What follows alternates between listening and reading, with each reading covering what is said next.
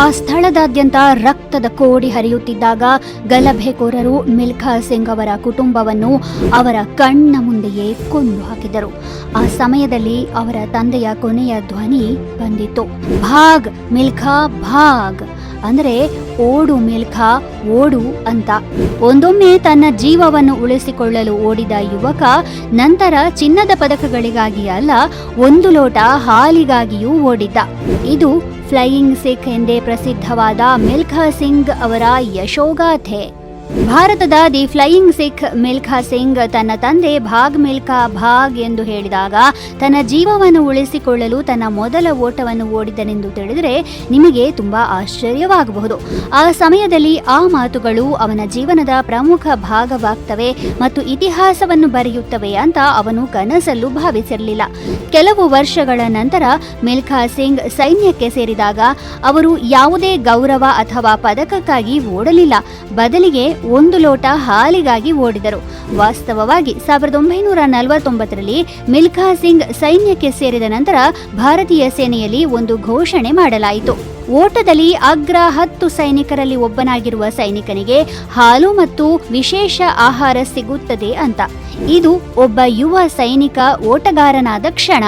ಮಿಲ್ಖಾ ಅವರು ಸ್ವತಃ ಹೀಗೆ ಹೇಳಿದ್ದಾರೆ, ನಾನು ಪದಕಗಳಿಗಾಗಿ ಓಡಲಿಲ್ಲ, ನನ್ನ ಜೀವ ಉಳಿಸಿಕೊಳ್ಳಲು ಓಡಿದೆ ಅಂತ. ನಂತರ ಆ ಓಟವೇ ಅವರ ಯಶಸ್ಸಿನ ಹಾದಿಯಾಯಿತು. ಮಿಲ್ಖಾ ಸಿಂಗ್ 80 ಓಟಗಳಲ್ಲಿ 77ರಲ್ಲಿ ಗೆದ್ದಿದ್ದರು. 8 ಚಿನ್ನ, 1 ಬೆಳ್ಳಿ ಮತ್ತು 1 ಕಂಚು ಸೇರಿದಂತೆ 10 ಅಂತಾರಾಷ್ಟ್ರೀಯ ಪದಕಗಳನ್ನು ಗೆದ್ದರು. 1958ರಲ್ಲಿ ಬಂದಿತು ಒಂದು ಟರ್ನಿಂಗ್ ಪಾಯಿಂಟ್.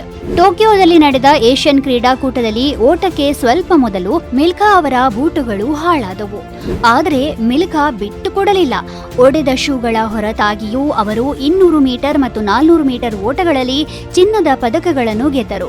ಒಂದೇ ಕ್ರೀಡಾಕೂಟದಲ್ಲಿ 2 ಚಿನ್ನದ ಪದಕಗಳನ್ನು ಗೆದ್ದ ಮೊದಲ ಭಾರತೀಯ ಎನಿಸಿಕೊಂಡರು. ಅದೇ ವರ್ಷ ಕಾಮನ್ವೆಲ್ತ್ ಕ್ರೀಡಾಕೂಟದಲ್ಲಿ ಅವರು 440 ಗಜಗಳ ಅಂತರದಲ್ಲಿ ಚಿನ್ನ ಗೆದ್ದರು.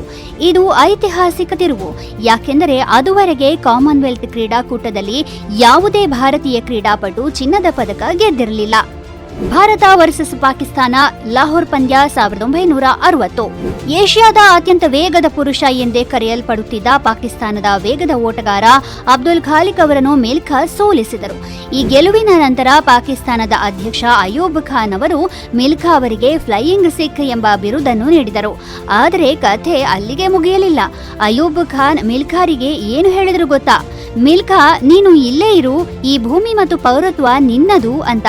ಆದರೆ ಮಿಲ್ಖಾ ಸಿಂಗ್ ವಿನಮ್ರವಾಗಿ ನಿರಾಕರಿಸಿ, ನನ್ನ ದೇಹವು ಈ ನೆಲದ ಮೇಲೆ ಹುಟ್ಟಿರಬಹುದು, ಆದರೆ ನನ್ನ ಆತ್ಮವು ಯಾವಾಗಲೂ ಭಾರತದ್ದಾಗಿರುತ್ತದೆ ಅಂತ ಹೇಳಿದರು. ಅಂತಹ ದೇಶಭಕ್ತಿ ಅವರದ್ದು.